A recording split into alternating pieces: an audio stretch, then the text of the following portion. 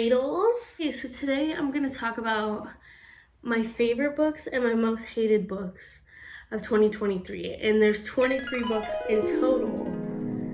And I'm going to start with the ones I hate.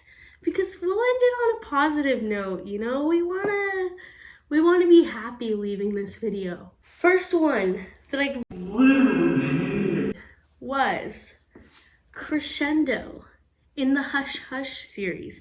And the rest of the books were so good. It wasn't needed in the series. In the next book, almost everything that happens in this book gets recapped. And I just hated it. I just really did. Because the whole time, Nora, who is the main character, she was just pining over her ex-boyfriend, I guess you could call him, without spoiling anything. She was just pining over him. Just every second she saw him with a new girl, she was freaking out. It was just like, oh my God, girl, get over it. Like, you broke up with him, get over it, you know? Next one was 10 Trends to Seduce Your Best Friend. I had high expectations for this just because I feel like all the time the covers that look like this, you know, are like super hyped and super, everybody loves them a lot. But this book was just, something was strange. Something was not it. Something was strange. They were always arguing and it was like literally over nothing. It was like enemies to lovers, but there was no reason for them really to be enemies, and it just was kind of cringe. Honestly, it was just cringe. Next one was The Soldier's Wife. There was no story. There was no story. I just don't even know what to tell you. There was no story. If I had to dive into it, she's a soldier's wife. He comes home and he's not 100%, as you would expect from a soldier. And she just wants him to jump right back in. You know, I feel like if you're a soldier's wife, maybe this book could relate to you a little bit. Maybe you can feel what she's feeling, because obviously I've never been a soldier's wife. I can't speak for a soldier's wife in that I don't know what you expect from a soldier when he comes back from war. And for me, I feel like I wouldn't expect much, but I guess that changes when you have children and when you're an actual soldier's wife. So next one, and I do think this is my most hated book of 2023. I think this is going to be my most hated book of all time, because I literally had a visceral reaction to this book. I was so mad. I yelled about it to my dad, to my husband, to anybody that would listen to me, honestly. Ursula Under. I hated it from the moment I started reading it. I really did. I hated it. I said, I should just stop reading this book. But I'm also someone who likes to give a book a chance. I like to see if maybe it will be good in the long run. And this wasn't. It wasn't. Let me find something real quick for you. Okay. Tell me why. Tell me why I read to page 370. I have this much left of the book. This much. This little tidbit. Tell me why it goes from page 370 in this book to 307. I said, oh, maybe it's just an error. Maybe a couple pages down just fixes itself. No. From 307 and repeats this whole portion of the book to 370, page 370. So I say to myself, oh, okay, maybe 371 will be after that. No. 435 is after that.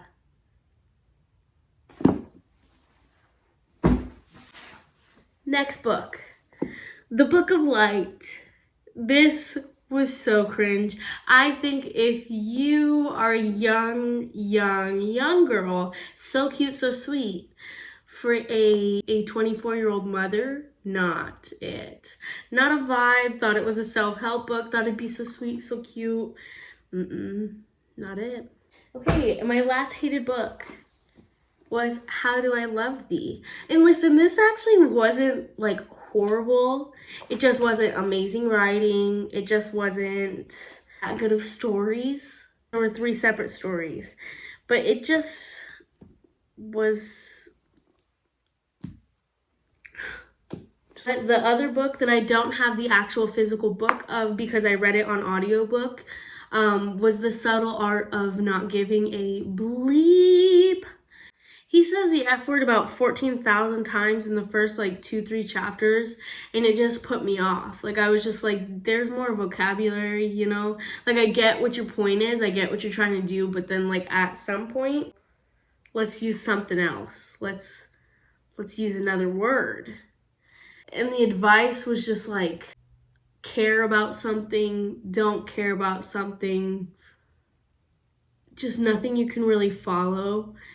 And this whole book is pretty much about, you know, he has a friend pass away and it really fucked him up. And after that is when he started to change his life around. So that for me, I was like, what's your advice? Like, do you want us all to lose a friend? Or like, what is your advice, you know? So sorry that was your experience. I'm happy that it turned you into a good person or a good experience or whatever, but the advice was just not for me. Editing here, and I forgot to talk about this book, which was I think the last one on my most hated. And I didn't actually hate this book when we believed in mermaids. I didn't hate it. There's some things that were really redeeming about that book, and it was mostly that the setting that she portrays was like so beautiful, and it felt like you were there, and it was gorgeous. But the whole like premise of this book pissed me off. It was so like stupid. I think I've talked about this before on another video, but the sister's reasoning is just like stupid. It's not realistic at all, and I don't think that anybody would pretend to be dead and let their family think that they were dead over the things that she decided to do that for. So big fat dookie wookie to that. Thank you for this little snippet. Back to the video. Let's get into some favorites. Starting off, and these are in no particular order, obviously. The Help! The Help! I never read the book. Can you believe it? Never read the book, saw the movie 1,000,007 times. Love the movie. Love it. But I never read the book. I found this at a thrift store. I said, I'm purchasing, and I purchased, and I read it, and it was so freaking good. And the movie is fantastic, but this was just like, more happens that makes more sense as to why like certain characters hate other characters. It just furthers things along so much better, and there's just so much more content that you're just like, queen. Wow.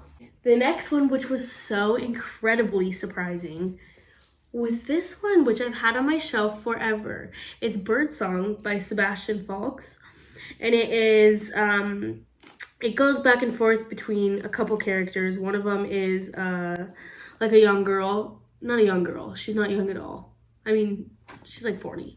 Exploring her family line, her family tree, and she figures out that she has a grandfather who was in the war. So she's just kind of researching that. But then it goes to the point of view of, I think, her grandfather. Don't quote me on any of this.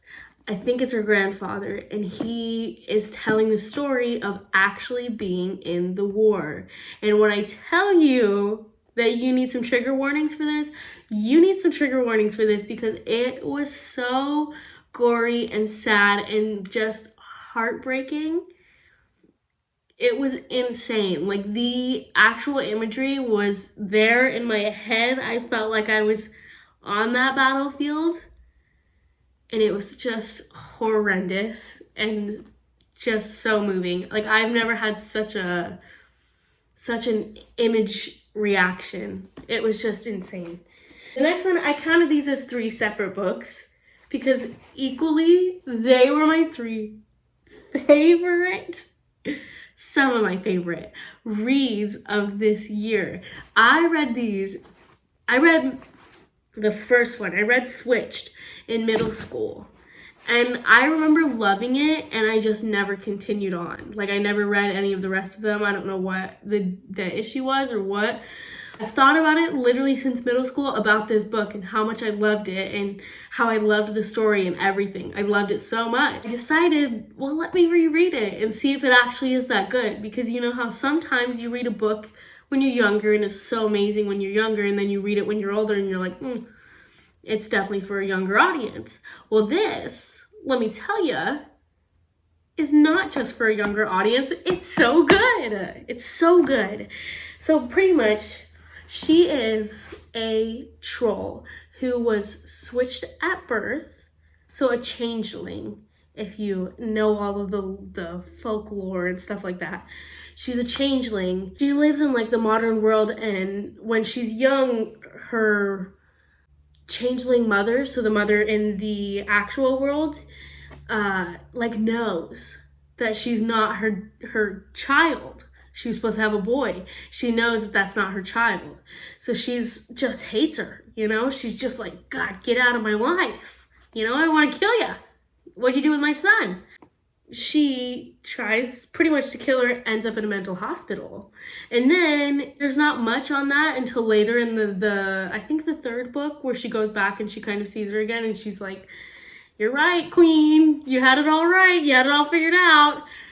Pretty much the rest of the book, there's a enemies to lovers trope. There's, you know, a falling out of love trope. Like, it's just got everything. There's strategy, there's war, I guess, if you could call it, and there's just so much that you need to read.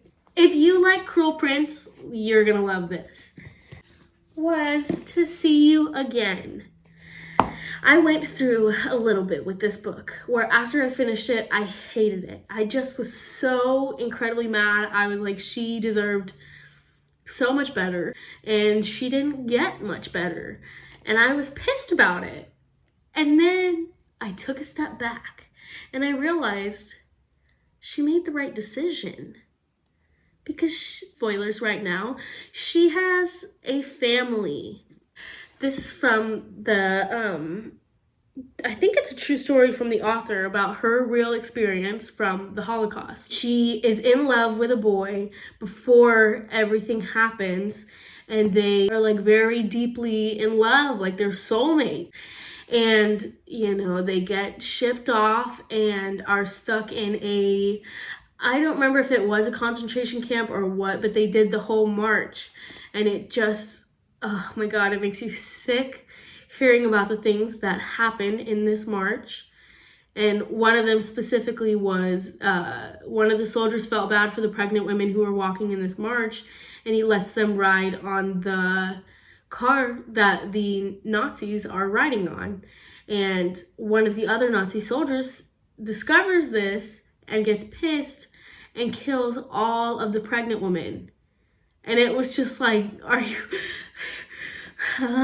you know, like, and those are real things that happened in the real world, in real life, to real people, and that's really heartbreaking. That was one of the stories, and I think I always have a fascination with World War II and how the Holocaust happened, and just how that could even be possible, that people would be able to do that, and people would, you know, be able to watch that and be able to murder people like that. But that was just what happened. And so anyways, in the end of this book, she ends up with a different guy who she pretty much just settles for because her mom wants her to be with him. Her and her soulmate meet again later in life, and he like wants to be with her again. He wants to leave his family. He wants to just have that.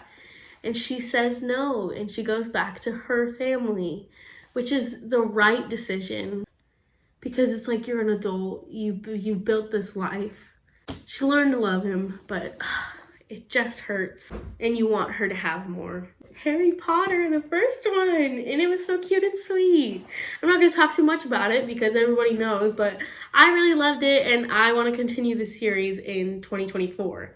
And you know what? Maybe you guys can help me because I don't know if there is a kid version and then an adult version, because this one seems like really small to me. You know, and I think maybe it was a kid's version because it also was kind of like the writing wasn't super, I guess, intelligent, but maybe that's just how the book is.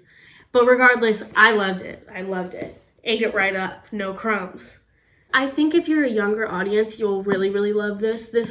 Made me feel like I was a teenager, like a young teenager reading again, like 14.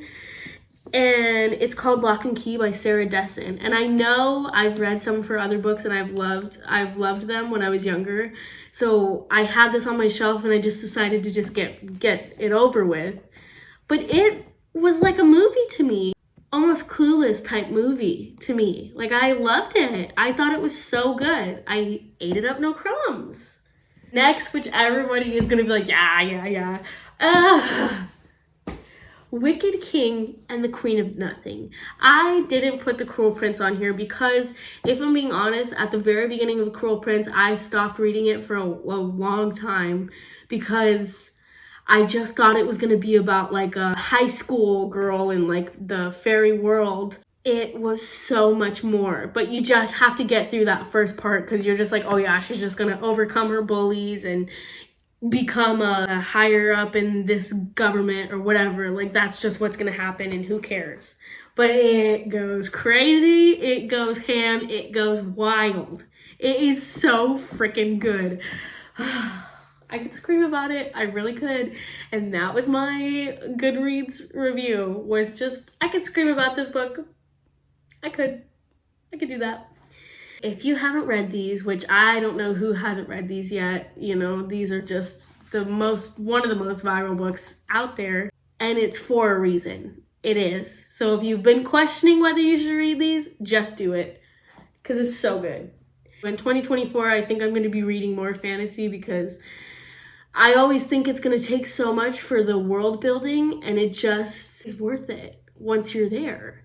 But I know she has another one, how the I think King of Elfheim learned to hate stories or something like that. But I want to read that little novella too. My other favorites that I don't have the physical copy of because I lent it to my friend was Where the Crawdads Sing.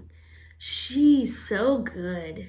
She is so good. And the movie is caca. It is so bad compared to the actual book, like so bad. But the book is just, everything that happens in the right order, and it happens so, like, actually makes sense. And the story was just, it was just wild. It was so good. And at the end, I was like, you know, that was my reaction. That was my real reaction. I have 2 memoirs on my favorite. And the first one is Down the Drain by Julia Faulks.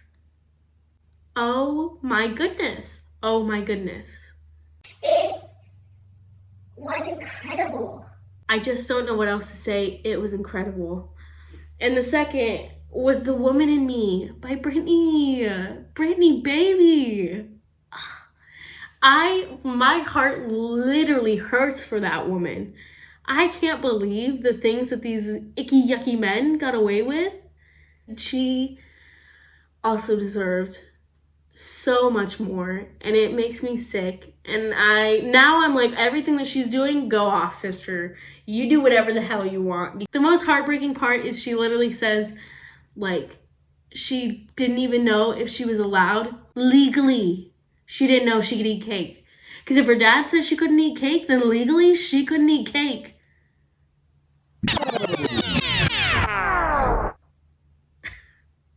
It was written like so well. And then I listened to this on audiobook, and I listened to Down the Drain on audiobook, and both of them were narrated by Julia Faulks and Britney Spears. And I just think, no, Britney Spears was not narrated by her, but it was narrated by someone that almost sounded like her, and it was so sweet. It was so good, and it made me like audiobooks actually a lot. So then the second to last is Get a Life, Chloe Brown. I loved this. It was so sweet. And I loved Redford. He was a spectacular book boyfriend. He was so sweet, and he loved her the exact way that she needed to be loved. It was just beautiful. I've never seen a more perfect pairing. Okay? So get a live Chloe Brown. And also, she's a woman of color with a disability. I just love the representation. You know, I don't know if you call it a disability. She's chronically ill. I just think the writing, I mean, I was just flipping. I loved it. Ate it right up. And the last one, which this is not going to be everybody's cup of tea, but I think I read it at the exact perfect moment for me. And it was Chicken Soup for the Mother's Soul. Because I am a new mother, and I just wanted a little bit of a hug in a book. And that's what this was. Just a giant hug in a book. Like, this made you appreciate your baby. It made you cry for your baby. It made you just a mother. Wow, I'm a mom. And I'm crying about this because I'm a mom. And I think if you're a mom or if you know a new mother, this is like a very sweet, cute book to give, because you don't have to like put too much time or like effort into it. Like, it's just stories, real life stories from a bunch of people. If you know a new mom or if you are a new mom, read this or buy this. That was my favorites and my least favorites of 2023. And in 2024, I hope to read much more books and much more variety of books. And I hope to get all this shelf read and done and over with so that I can just read what I want to read. Thank you for watching. If you've stayed this long, you're a legend. And I'll see you guys in the next one. Adios.